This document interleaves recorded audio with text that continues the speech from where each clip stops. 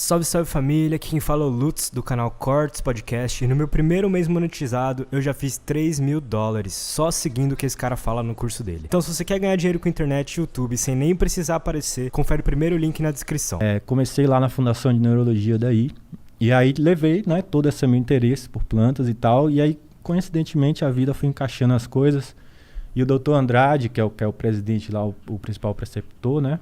Ele gostava muito disso, ele já estudava, a mãe dele tinha ensinado diversas plantas medicinais para ele. E aí na época eu, doutor, vamos estudar, tem essa planta, tem essa, isso daqui faz bem pra caramba pro Parkinson, olha essa planta aqui no Alzheimer. E aí ele falou, Giovanni, vamos logo estudar cannabis medicinal, isso daí vai ser o futuro. E aí eu na época, estudar cannabis era muito difícil, sempre foi muito difícil estudar cannabis. Por toda a questão legal mesmo da coisa, de você não ter acesso ao produto. De forma legal, né? De forma legal.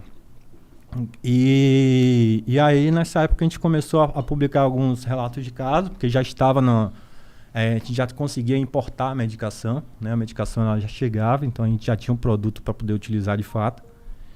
E esses relatos de casos foram divisores de águas também, assim, no potencial da planta, né? A gente viu coisas assim acontecerem que surpreendeu a nós, a mim que era jovem, a doutor Andrade que já tinha uma carreira enorme. Tipo, né? o quê? O que tu viu assim que controle de crises convulsivas, controle de quadros psicóticos gravíssimos, né? Controle de transtorno do sono, que já usava diversos tipos de hipnóticos ou de sedativos sem efeito. Então, doenças raras, né, que não tinha tratamento disponível e a gente conseguiu oferecer pelo menos uma melhora na qualidade de vida daquela pessoa, né? Então isso começou a mexer muito com a gente levou esses trabalhos para o congresso e a gente viu que era uma coisa ali que tinha muito potencial, né? Então a partir daí a gente se organizou melhor, montou um time de pesquisa e começamos a fazer uma revisão bibliográfica, né? Porque a principal evidência que a gente tinha hoje, até então da ciência, que a gente tem ainda, na verdade, é o uso na epilepsia. Né? Então, o uso na epilepsia ele é dramático. Tipo assim, a pessoa, né, vinha tendo crises convulsivas usando 7 remédios, e aí você, de repente, acrescenta um remédio, um extrato de uma planta e ter controle dessas crises. Às vezes, não controle, mas redução bastante significativa. É uma coisa, assim, que é nítida, né? Não tem como o cara falar que não está funcionando, né? E as custas de baixíssimos efeitos colaterais, de baixíssima toxicidade. E aí é isso que a gente fez essa revisão bibliográfica para poder embasar um ensaio clínico mesmo, que é tipo o ápice de um estudo científico, né? Seria na área médica, né? Seria um ensaio clínico, duplo cego, randomizado.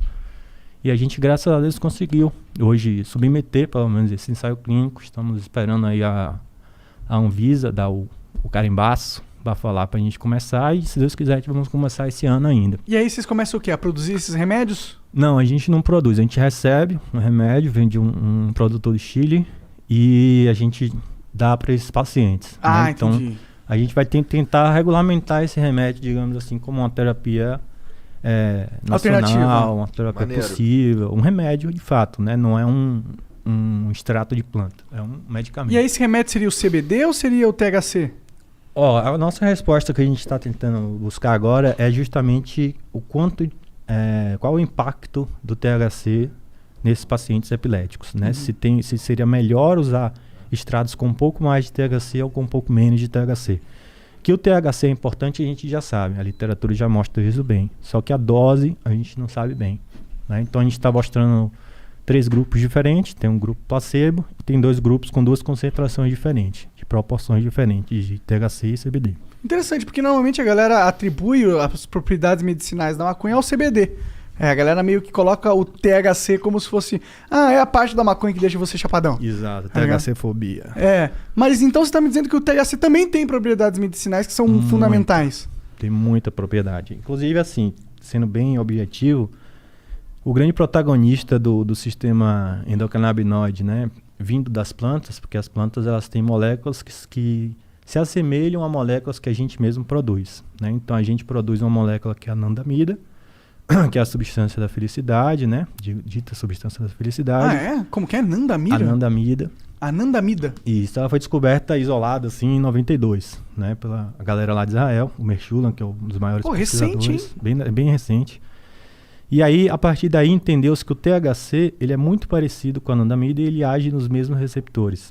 Então, o THC ele é realmente o protagonista de ação, digamos assim, dentro desse sistema. Só que o canabidiol, ele age em vários outros receptores e age de forma fraca nesse receptor principal, que é o CB1, o CB2, né? Mas tem muitos outros mecanismos de ação que fazem com que esse sistema, né, que é o sistema endocannabinoide, funcione melhor. Então, para quem ainda tem algum tipo de preconceito, sabe que todo mundo produz um certo tipo de maconha endógena, né, de maconha natural. Então, o que a gente tenta com a planta é equilibrar esses níveis, porque frequentemente em doenças crônicas a gente tem níveis baixos, né, de endocannabinoides circulantes. Então a gente repõe com os fitocannabinoides da planta. Entendi.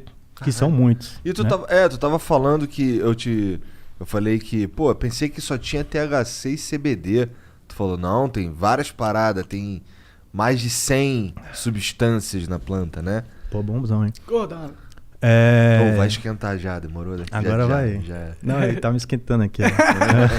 Desculpa. Então, o que acontece? Dentro da planta a gente tem de canabinoides, né? Que são essas moléculas que são o THC, o CBD, a gente tem mais de 100, né? Então, tem o canabigerol, canabinol, canabicromeno, enfim, tem diversos. Todos eles têm alguma aplicação medicinal? Aí, como a ciência ainda é recente nesse assunto, a gente não tem o detalhamento técnico de todos esses canabinoides, né? O que a gente entende hoje, pelas pesquisas que a gente tem, que são muitas, tá? Não são poucas, a gente já tem muita pesquisa, só que a gente tem muita coisa a pesquisar ainda também, em igual proporção ou maior. Então, a gente sabe que alguns deles funcionam. A gente tem alguns que são mais estudados, né? Uns 4, 5 são mais estudados. Os outros ainda vão vir nas próximas décadas. Entendi. Então, tem muita coisa para vir ainda, entendeu? Tem muita combinação de canabinoide para determinada doença e tal. E não é só canabinoide, né? Canabinoide é essas mais de 100 que existem. Além deles, existem flavonoides e terpenos, né? Então, os terpenos, eles dão aroma da planta. É muito comum as pessoas que fazem uso recreativo até escolher a planta pelo aroma e tal. Sim, isso são os terpenos. E é gostoso o cheiro de algumas. Sim. Tem umas que não são tão E gostosas. os flavonoides é o que dão geralmente a cor, aquela cor dos pistilos e tal, uma cor às vezes é mais alaranjada, às vezes é mais amarronzada, mais verde. Então, geralmente é o flavonoide que pigmenta essa planta. Então, o flavonoide tem muito efeito antioxidante, né? Ele já tem vários flavonoides conhecidos que são usados na medicina. E os terpenos, eles têm várias propriedades terapêuticas também, né? Não sei se vocês já ouviram falar de aromaterapia, mas é uma coisa que é milenar também e a aromaterapia se baseia basicamente nisso. Tu fica sentindo o cheiro ali, se tratando, pô, tô me tratando aqui, sentindo um cheirão. Incensos? Porque o cheiro, cara, ele cerebralmente assim, é uma coisa muito, muito forte, porque ele sensibiliza muito o cérebro, né? E ele tem uma conexão direta cerebral, diferente dos outros sentidos, que eles passam por um tipo de processamento cerebral. Então, o cheiro ele te conduz a estados emocionais instantâneos, né? Então, é uma coisa muito poderosa, subutilizada, né? Bastante subutilizada. Já senti um cheiro e me deu uma nostalgia de um momento da minha época, assim, instantaneamente, assim. E ele foi forte, foi tipo uma emoção, ou não emoção, mas uma presença na minha consciência forte, assim, sabe? Exatamente. Quando tu sente um cheiro de merda violento, tem...